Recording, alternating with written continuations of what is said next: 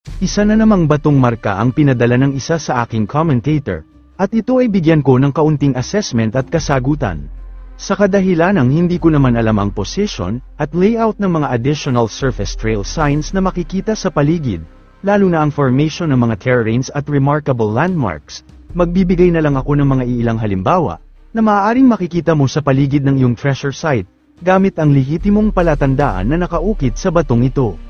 Sa katunayan, ang mga markang nakaukit sa batong ito ay isang mirror type marker, at bilang patunay na ito ay isang mirror type marker, makikita natin sa batong ito, ang isang ukit na Shite kanji, ngunit ito ay naka-mirror type engrave.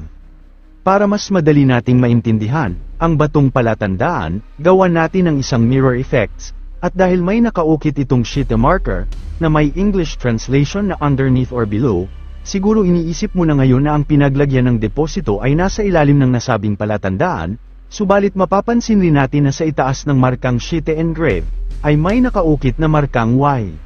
Ang naturang Y na palatandaan, ay tumutukoy sa isang remarkable landmark, na matatagpuan malapit sa lugar na pinagbaunan ng mga looted items, at maaaring ito ay nangangahulugan sa isang old creek, o di kaya ito ay nagpapahiwatig sa isang Y old road, at ang dot na makikita natin sa bahaging dito ng Y na marka, ito naman ay nangangahulugan sa isang opening, na dinaanan ng mga Japanese Imperial Army nung ibinaon nila ang kanilang mga mahalagang bagay.